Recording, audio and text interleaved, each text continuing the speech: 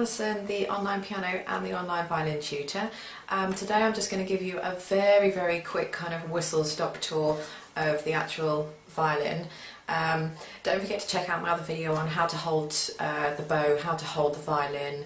I'm going to be doing some videos on vibrato, different kinds of bowing techniques and all that kind of good stuff. So check out all my other videos. But today I'm just going to quickly tell you a little bit about the violin, so hopefully it gives you a little bit more knowledge on what the violin has and what it does. So probably to start with, I'm not going to go through every single kind of technical detail with the violin because a lot of it's going to be unnecessary. You won't remember, it won't mean anything to you anyway. So I'm just going to go over the main things that you'll be using on a day-to-day basis when you do pick up the violin. So first thing is probably the chin rest. I'm very lucky to have a very thin chin rest, and I really like this chin rest because it doesn't dig into my neck. When you buy either student quality violins or say much better violins where you have spent a little bit of money investing, we are lucky to just have a nice violin, sometimes you might find that the chin rest is very thick. That annoys a lot of people because it does dig into the chin.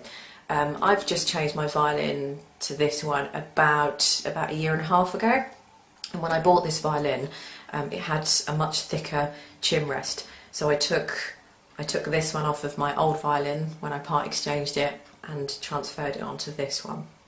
So maybe if I can find it, perhaps I'll put the link in the bar underneath it of where you can get this exact chin rest from.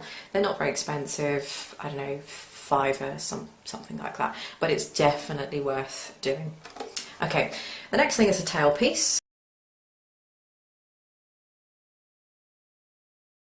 Hey, I'm Chef Gil Boyd. Welcome to AnchorPointSeafood.com. Today we're going to make a seared salmon with lemon pepper sauce. Let's go check it out. Great. Going to heat up our pan on a medium to high heat. Going to be adding some olive oil to it. About a tablespoon worth. You don't want to too much. Even if you're doing 2 fillets, just a nice coating. See there? Turn down my heat. I'm up to the smoke point. Whoa. So turn that down a bit. Let it chill a little bit. We are going to season our salmon. Salt and pepper. You can use the cracked pepper right now if you want to, both sides. Now, into your pan, make sure you have a nice even coating of your oil. You want to hear that sizzle. That means your pan is hot enough. We're locking in the flavor onto our salmon. You got to make sure that your pan's hot enough because you don't want it sitting there just steaming. You want to have that sizzle going on.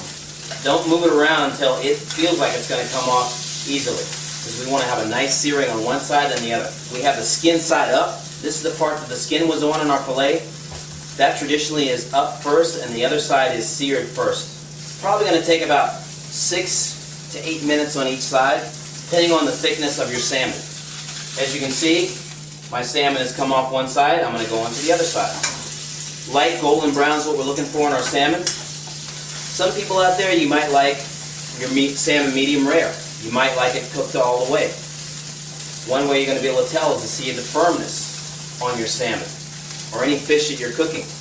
And I'm going to show you a little trick later on how we can tell and see if it's cooked enough.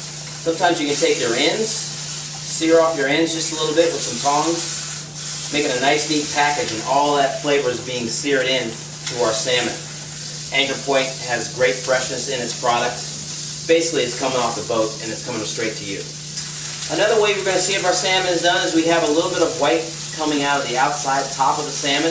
That means that we have that coagulation happening with our proteins, and our salmon's about done too.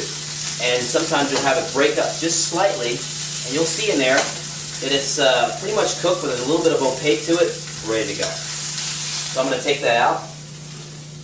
Lemon. We'll squeeze our lemon in. I use the hand sieve. You can use also a strainer if you want. Squeeze that right in there. Notice that deglazing is happening right now.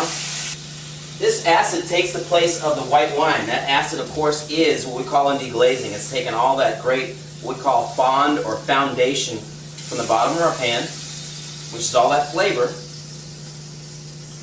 and is lifting it up from the pan. Can't forget cracked black pepper. Nice, fresh, large grinds. Gives it that great texture.